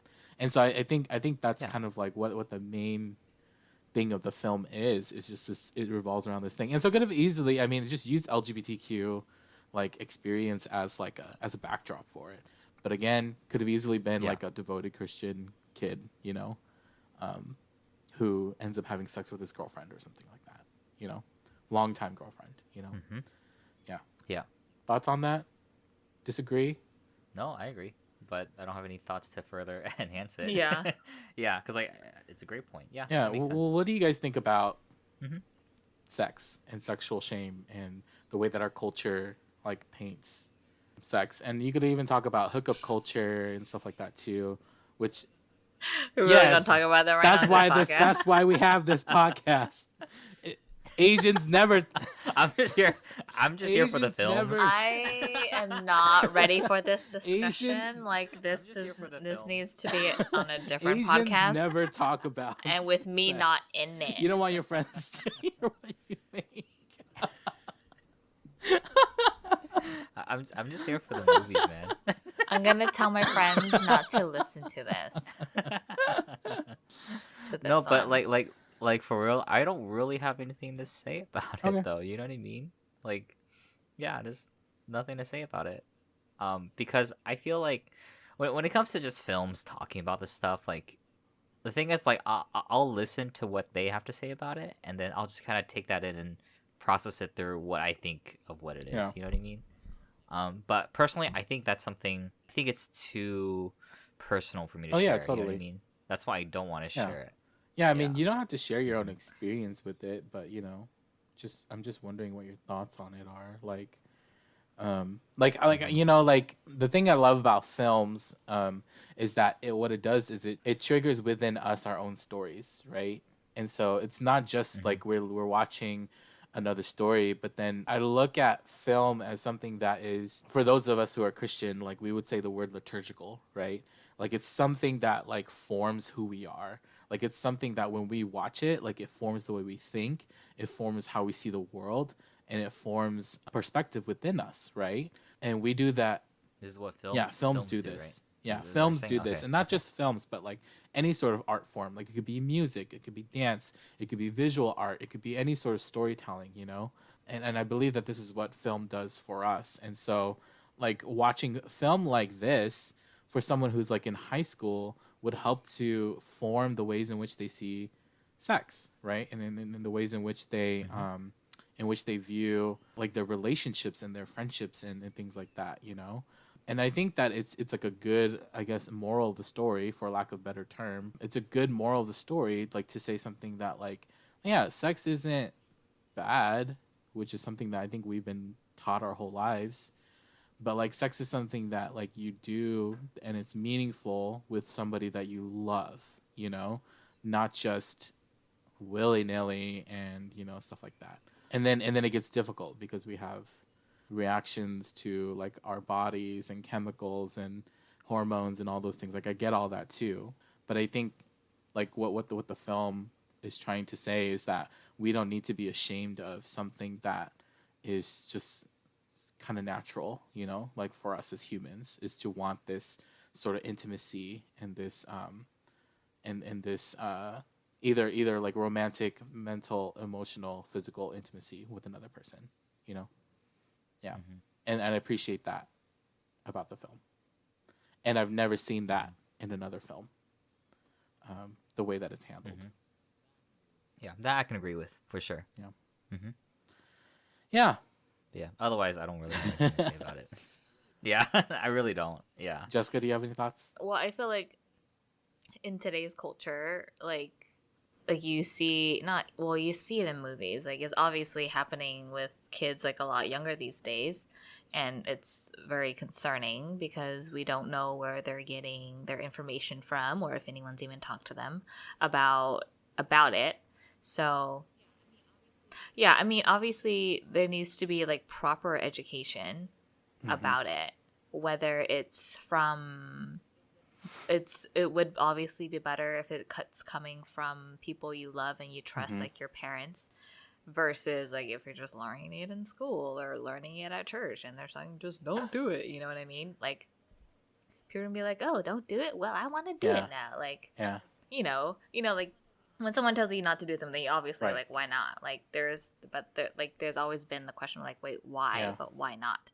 So I mean, I liked at the end of the film where Franky and Tasha were talking, and you know, obviously she went through something pretty traumatic, and you know, she was like setting her boundary, which was good. I feel like which we don't really see often. And then, you know, Franky saying like, you know, like I'll wait as long as you need me to. But I thought it was good for her, like, to just set her boundary. Like, hey, like, I went through something traumatic. Like, I don't know how long it's going to take. Like, so if you still want to be with me, you can be with me. If not, then it's fine. Yeah. So, what I really appreciated from that scene was Franky's response in that he wasn't trying to pressure her into something, you know? And I think, again, like, there's the idea that, like, Franky is somebody who, like, deeply cares about the people that he deeply cares about, right? It's not something like selfish out of himself that like, oh yeah, he wants to get something out of it. He genuinely cares about this other person, you know? Yeah, and that's contrasted with his ex-girlfriend Priscilla, you know, and just the really weird relationship that the both of them had, you know, and contrasted to his relationship with Natasha, which is a much better relationship, in my opinion. Also because he's known her for a very long time. Yeah. Yeah. Anyway, since you guys don't want to talk about sex, we don't have to. We'll talk about sex. I'm kidding. I'm joking. I know. Your guys' faces are like, Anyway, one last thing, and then we can wrap it up. I really liked a scene in the epilogue where the scene where Franky goes up to Ballas at the end. He doesn't say anything, actually. He just walks up to Ballas and Jess, and Ballas is like, what do you want? And Franky says, nothing, you. And Ballas says, nothing. And then Franky says, okay. And then he leaves. He leaves like one way. And then Ballas is like looking at him. And then Jess leaves the other way. And it's just like Ballas by himself now. Like watching the both of them leave, you know? I thought that scene was so well done, like acting wise from all the characters, you know? Like they have very, very little lines, but the way that their faces, their facial expressions and their body language and their mannerisms and stuff like that, I felt like was very powerful. And the scene itself where, you know, Ballas is losing both like his best friend, or who was his best friend, and now his ex-girlfriend, you know, who's also leaving. And he also doesn't say anything, right, to either one, because he kind of knows that, like, he's screwed it all up, you know? Or he's at a crossroads where he would have Right. to pick it to, like, I guess if he wants to pick one or the other, he'd have to do, like, a lot of Right. mending there. Right. Yeah, So- both ways. Yeah. Yeah. And so he just kind of, like, doesn't say anything to either of them. And I thought that was a really, really Yeah. powerful scene, the way that it was filmed, the way that it was written, and the way that it was acted out. And I think that all of those things put together into this scene was just kind of like, whoa, like that's such a good scene.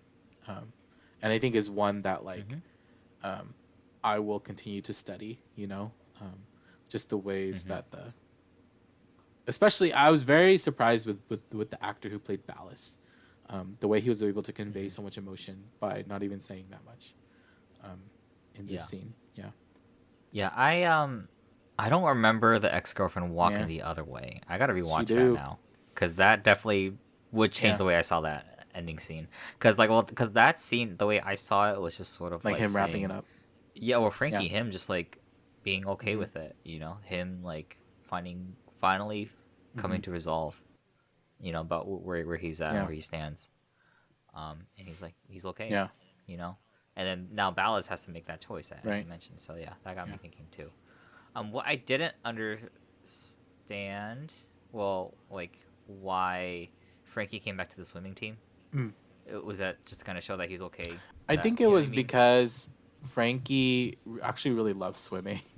Like, okay. because you can tell that like Okay. there's like so many scenes where he wakes up in the morning, like his body's so used to waking up at like 5 a.m. to like get ready for swimming, and like okay. he really misses it. And so I think it's just him like coming to terms with like, you know, I'm not gonna let my like relationship with Ballas like stop me from doing something that I love, you know? Yeah. Yeah. Right.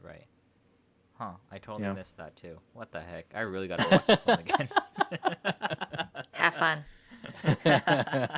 You should watch it again Just too, like, no. Jessica.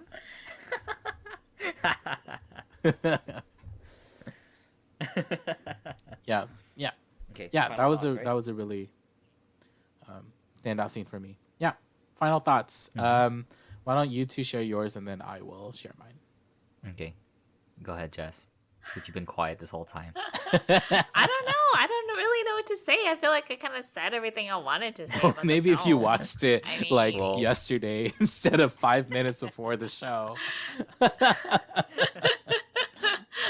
I put the movie at X amount of speed, like I fast forward the whole Skip, thing. next scene, skip. No. Yeah. I don't know. I thought the film was just okay. I don't know if I want to watch it again to like give it a better review. Let it sit. You can let it I sit. still have to do it with Song Lang, by the way. I still have Yeah, to well, do that. Song Lang, at least that one was a good one.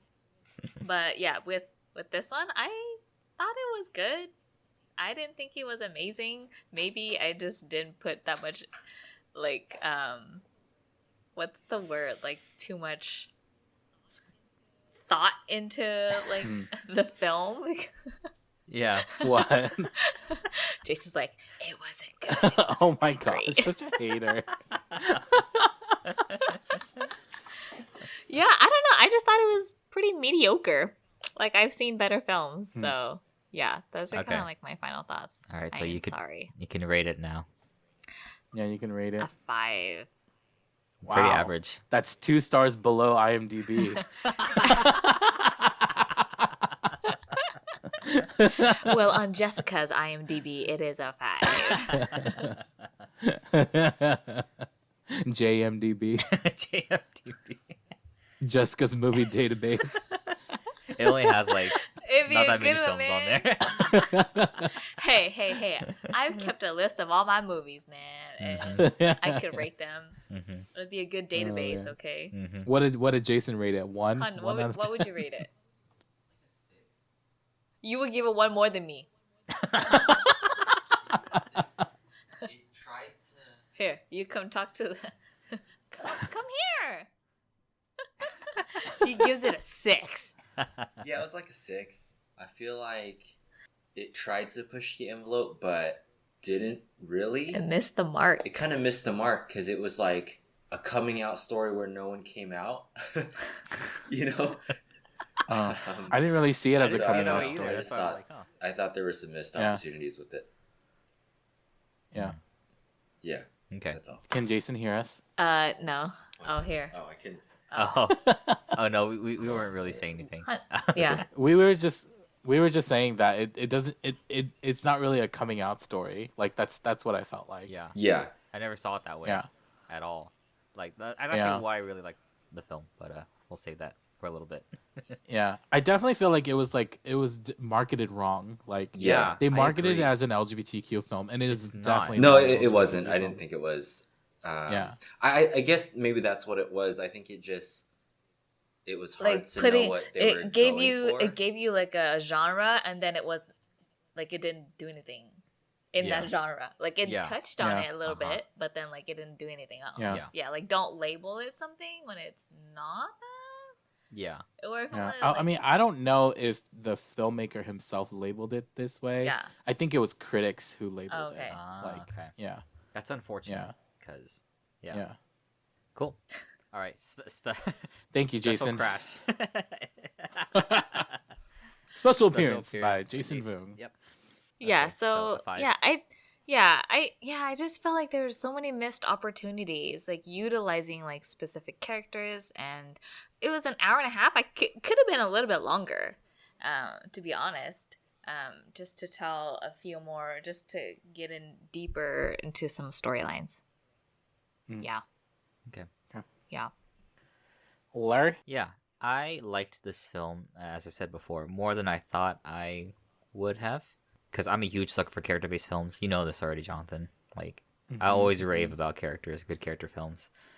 And the occasional other kind of films too. But huge sucker. Short Term 12, one of my favorites. And I would agree this film is actually in that vein. That same kind of genre almost. Very, as you said, coming of age.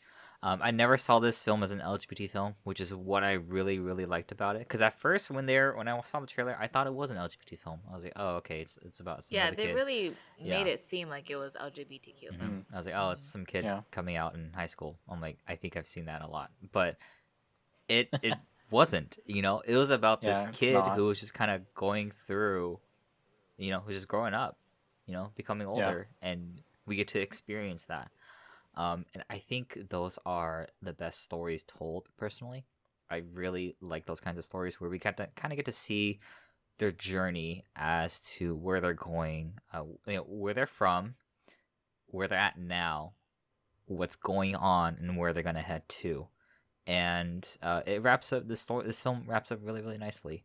Because he does eventually come to terms with it, and he moves forward with it and moves on with it. And that's kind of just how we should, when we come with any kind of incident that we kind of go through. That's kind of what we should how we should handle it. You know what I mean? Sometimes with our experiences or incidents, we will lose friends, we will lose family, we will lose close people, and others, they'll push us, they'll love us, they'll encourage us. And this film hits every single note on that.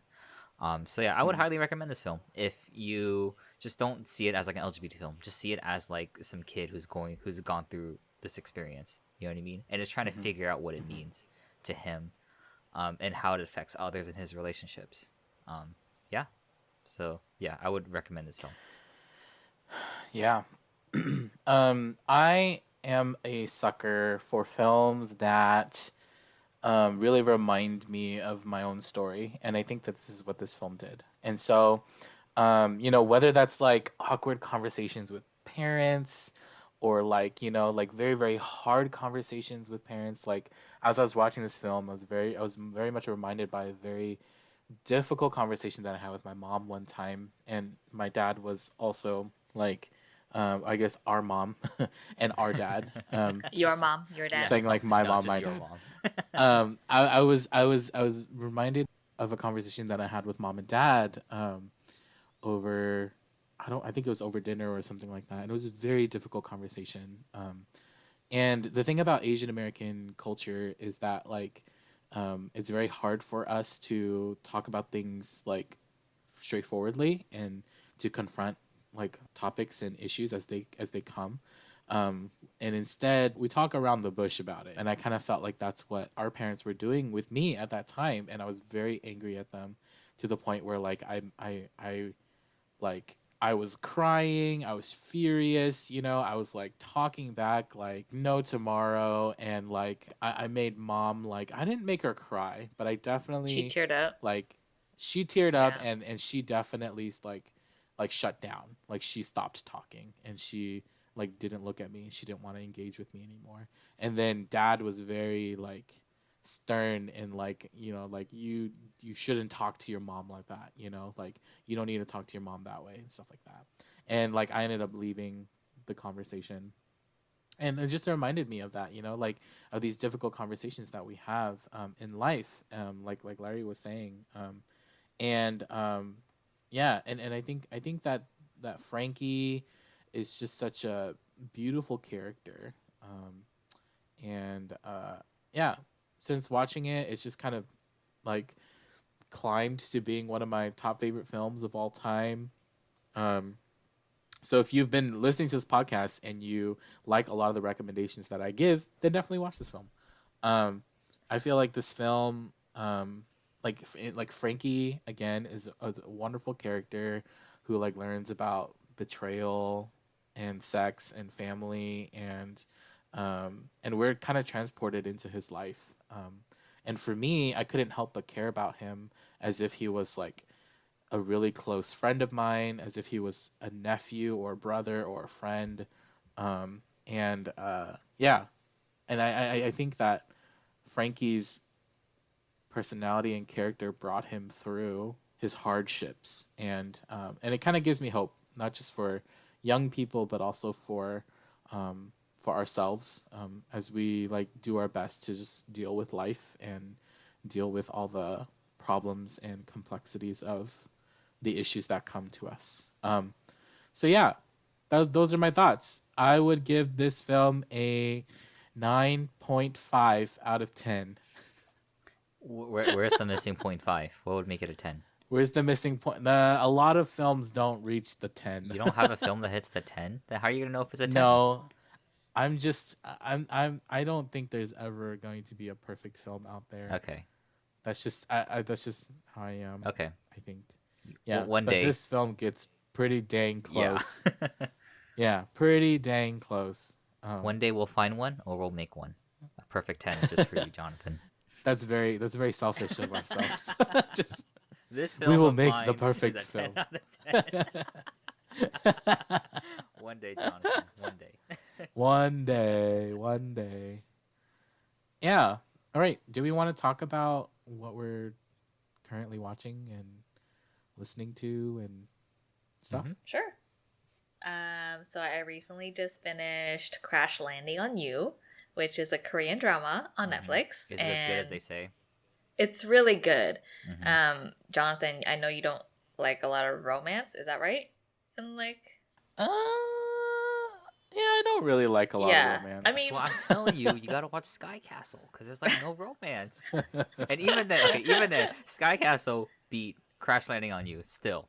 but Crash Landing Yeah, on yeah, You we talked was about also that. rated very high. I know, okay? but see, But- Crash Landing on You is yeah. 21%, but Sky Castle's 23%. Okay, that 2% makes Oh a my big. God. Oh my god, 2%. What the Yeah. heck? And But Sky yeah. Castle has no romance. Okay, Sky Castle has no romance. So Yeah.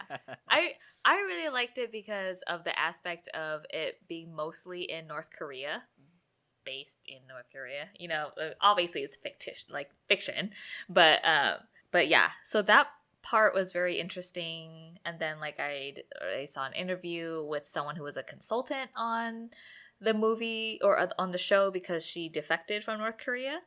So they needed someone obviously to be a consultant on villages and things that they do, mannerisms and stuff like that.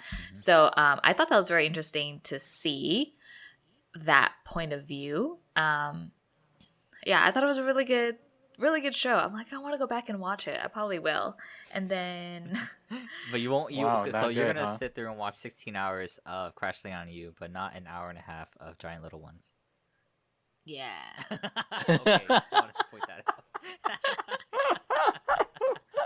Man, is it that good? See, the problem that I have with like romance films is just too like it's too cheesy, like a lot Yeah. of times. Like Yeah, like it's like typical, like you know like what's gonna happen and yeah, and like they like touch hands and then the camera spins around them, you know, And it's like slow motion. it's just so You see yeah, their in all slow their Yeah. reactions. motion. Yeah. like Yeah. with this one, yeah, the romance was, you know, your typical like romance storyline. But then what really made the story for me was the friends that she made with the troop, with the group of guys that were there kind of like taking care of her. Like that kind of made it for me because the humor and the banter between them, like I really like that. And then two characters from Parasite are also in the show, and I was like, I loved their banter too because we Two actors, you yeah, mean? what did I say? Not characters. Yeah. Imagine that. Imagine two characters from Parasite being in there. That would be funny. That would be hilarious if they were, because it was the basement guy and Mrs. Kim, you know.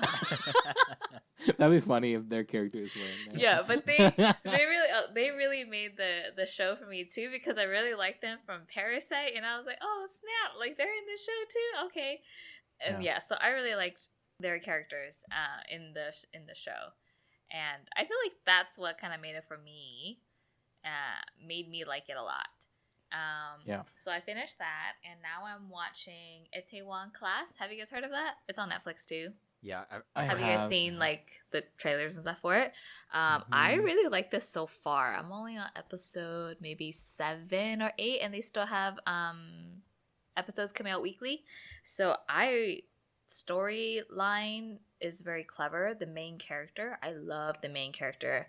There is a little bit of romance, obviously, but Jonathan, I think you would like Itaewon Class a lot more. Is it romance? No, it's not based solely on romance. It's like the main character, he's kind of like, well, it's just him and his dad, and then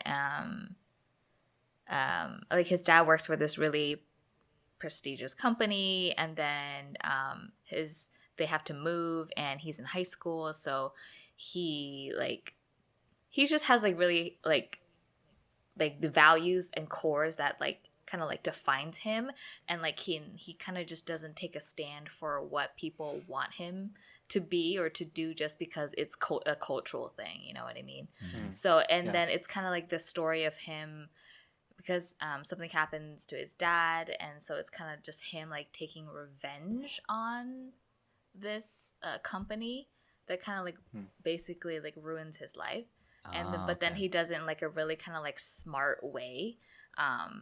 Yeah, I just like. So it's like an intellectual drama. Yeah. So it's there's humor in it. There's a love story, but yeah, I'm just really like amazed by this character, which he's just really good. But yeah, so probably after this, I'm gonna finish my episode on Itaewon Class because I have like 20 minutes left. Got interrupted by giant little ones. Oh yeah, it did. It really did. That's why. Maybe that's why you didn't like it. Like, how dare you? Yeah, Interrupt because my I wanted to see K-drama. Itaewon Class. I was like, man, I was like, that's so good because it was just getting so good. And I was like, ah. Oh my But yeah, Jonathan, I think you would really like Itaewon Class a lot more than Crash Landing on You. So yeah, I would recommend you watch that. And everything else is kind of on pause again because I'm watching Itaewon Class. I think This Is Us. I don't know if they have like one more episode for the season or something, or a few more episodes for the season. But This Is Us has been really good too. I'm like, dang, I wish we could review This Is Us. But there's just too many seasons.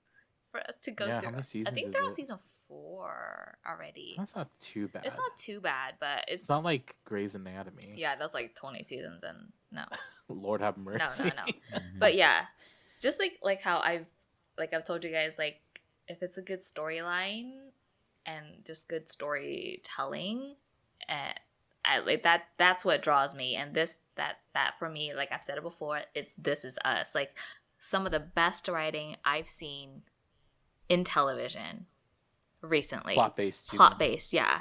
Yes. So yeah, it's just we need to watch it. Yes. One day that you is- will have to make that an episode because I don't think we'll be watching it. See, but that's the hard thing because I can't just show you one episode out in the middle of like season 4 or something. Yeah, because you guys you don't. could have us watch like a story arc or something, like a couple episodes. You know what I'm talking about? Yeah. Like if it actually resolves within the first couple episodes or within a couple episodes. No, it's the whole season. A story Dude. continues throughout Yeah. the whole season. That's the hard thing about Yeah. TV Yeah. shows is because like It's continuous. yeah, Right. it keeps Well, happening. now they're continuous. Right. Whereas like really good TV shows like Haunting of Hill House, you could just watch one episode and that episode alone is like a standout Oh my like God. episode. You know what I mean? Yeah. It's funny because If you guys could you're see my right. face 'Cause I right can't argue now. with you. That's why it's funny. It's because I can't argue with you because you're right. Oh man. Oh man. Yeah, but if you guys ever do get to watch This Is Us, I'm talking about you two, Yeah. then you'll understand why they have so many seasons. Mhm. Yeah, I mean Yeah. it's the same writers as Love, Simon, and so I really liked Love, Simon. Yeah, it's just So I'm pretty sure I'll like This Is Us. it's true. just so good. Yeah. Okay. Yep. Cool. That's all I'm watching right now. All right. Yeah. I guess I'll go next. So I finally finished the Untamed. You. This 50 episode Finally. epic Chinese drama that I actually got Jonathan into at first. We were both interested into it, but I was like, you know what? Let's just I watched first episode, hated it because I had no idea what was going on, and then I was telling Jonathan about it. I was like, do you Seriously? understand what's going on? He's like, no. I was Nope. like, okay, there must be a reason why it's really really highly rated, you know, in the world right now. Apparently, because it has like 8 billion views or something. 10 billion. 8 billion 10 streams 10 billion throughout the views. entire Like, world. there's no way one person in the entire 1.5 people in the world will watch this drama. You know what I'm talking about? There's no way it has Yeah. 10 billion views total. That's crazy. That's insane. No, they can't be that good. So gave it a chance. Got to like maybe 10 episodes. I'm like, okay, I'm liking where it's going. And then Jonathan randomly one day was like, oh, I finished it. I'm like, what? Now I have to catch up. And so it took me about a good month and a half ish to finish the rest of the 40 episodes.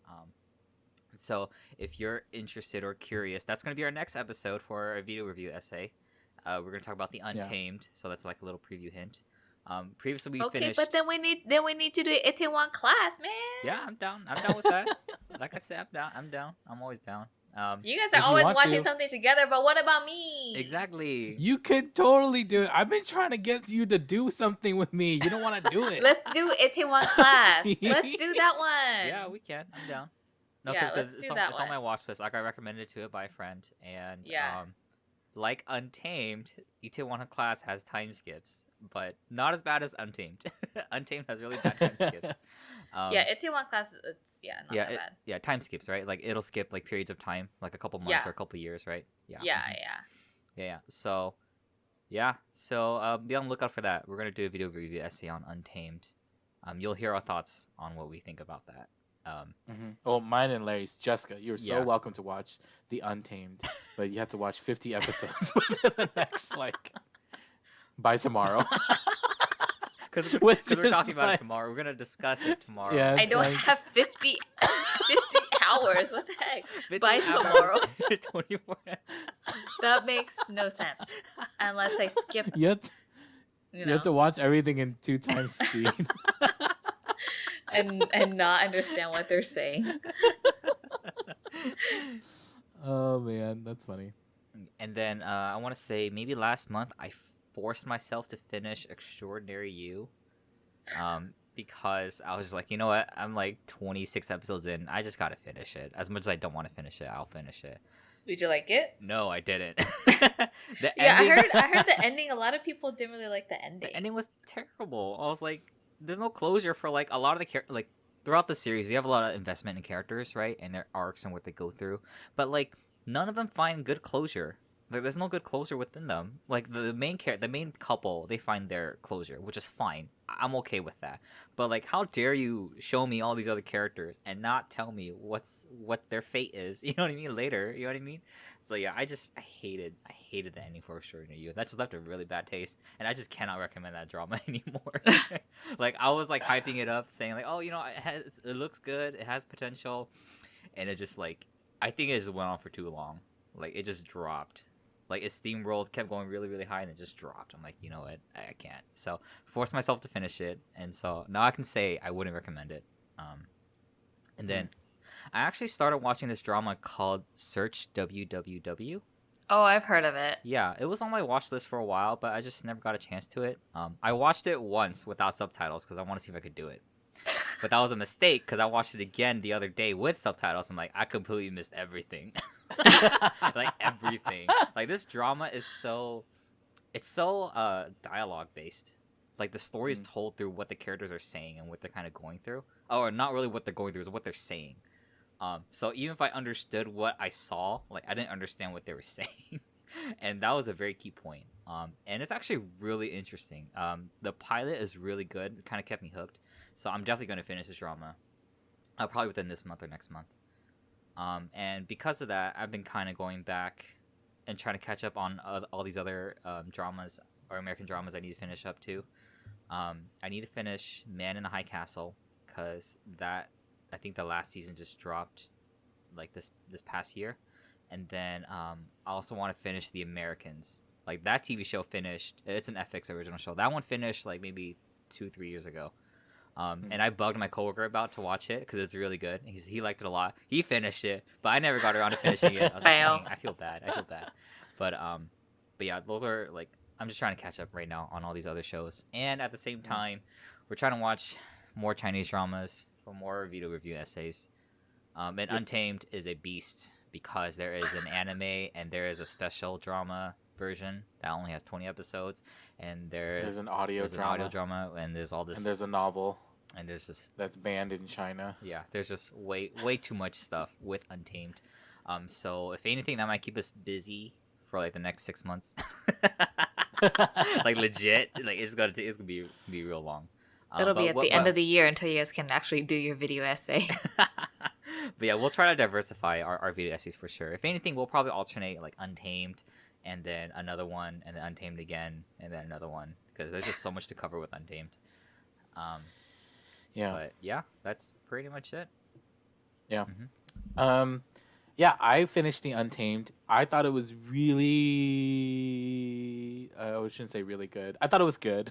Yeah, it wasn't really good. It wasn't really good, but I thought it was good. You will hear more about my opinion once we drop the video essay. And I have strong opinions. We have very strong opinions. People are going to fight me. And people are going to fight us because we kind of both agree so far. People are going to fight me, and then they're also going to hate me. Essentially. You think Anti-Army is bad? Wait till you see Untamed fangirls. I know. Oh my god, yeah, we're gonna get real hate. It's okay. We will have our strong opinions. Yeah, so the Untamed, and then I was in like a Chinese drama phase, and so right after Untamed, I finished watching one called Handsome Siblings on Netflix. Yeah, it's on Netflix. That one was pretty good, and dare I say, better than the Untamed. Oh man, they're already starting. You're already starting the fire. What are you doing? People are going to freaking hate me. Oh, yeah, and I really like Chinese period dramas right now. Like that's just the phase that I'm in. And so, I was used to be in a Jonas Brothers phase. Now I'm in a Chinese drama phase. I feel like I had a Chinese drama phase too, but I only watched a couple. Yeah, Chinese Paladin. Anyway, Chinese Paladin was really good back in the day. Anyway, so I watched Handsome Siblings. That one's really good. I'm planning on watching a couple more Chinese dramas. So if those of you who are Chinese drama fans, please let me know if you have any ideas or recommendations. And then I watched The Invisible Man, which is really good. It was with Elizabeth Moss, right? Yeah, Elizabeth Moss and Oliver Jackson Cohen, who's not really in it until like the end, but you know. Well, I mean, he is the Invisible Man. You can't really expect screen time. He plays the Invisible Man. Yeah, if he plays the Invisible Man, he's not gonna have screen time. Not only Anyway. Did he even get paid for this film? It's a special appearance. He only got paid for that day that he came on set. Oh man, that's funny. Yeah, so The Invisible Man was really good. It's a story about this woman who's in a domestically violent relationship, I guess, is the best way to say it. And she runs from her husband, and she has this PTSD that like he's following her. She's super paranoid, and then and then he kind of comes as like this invisible man that like follows her throughout her life, or throughout that season after she runs away. Really good, but also trigger warning for women, especially who, you know, like have experienced domestic violence or sexual harassment in their lives. Because, you know, like she's essentially like scared to go outside and scared to do things, like scared to even like go out and get the mail and stuff like that, you know. But it's a very, very good film about her like taking shit into her own hands and saying like, it doesn't matter if you don't believe me, like I'm going to prove you all wrong, you know. So yeah, that one's really good. I like Elizabeth Moss. She's a really good actress. Yeah, and I think you would like it. Just it's not that scary. Okay. Like it's thriller. Yeah. I mean, but if you could watch Us, you could watch The Invisible Man. Okay. And that one's worth it because the director who did it, Lee Wanell, he also did one called Upgrade, and Upgrade is also really, really good. That one's not that scary either, but it's still classified as horror. But those have been the ones that I've been watching. I think that's mainly it. Mm-hmm. Yeah, and so I've just kind of been in a dry spell. I've been playing video games or trying to play video games and do other things besides watch TV. Trying to balance it out. Yeah, yeah, trying to balance it out. Because there's only so much Netflix I could watch. Yeah, I can watch Netflix all day. If I didn't have no responsibilities, I just sit and watch Netflix all day. Gosh. But I have children. But I have children. Oh man. Okay. Yeah. All right. Well, thank you so much for listening to The Outside Story. We're excited to next time just going to tell our viewers that we're going to be watching Mulan for our next podcast. Yeah. Boom, boom, boom, boom, boom, boom, boom. You know, like cue the music right here. You know, it's like the we need the like cinematic the bullhorn sound. Yeah, we need the cinematic version of, you know, that Mulan, the trailer song. It's the bullhorn Yeah. noise, but instead of the bullhorn, it's the boom, boom, boom, boom, boom, boom, boom. Yeah. Anyway, so I'm super excited for that. I have my tickets already. Wow. Y'all, so I bought my tickets. And so yeah, super excited for that. But anyway, tune in next time for our review on Mulan. I hope you all enjoyed this one. This is Jonathan. I'm Jessica. And I'm Larry. And we're all signing out now. Thank you. Bye.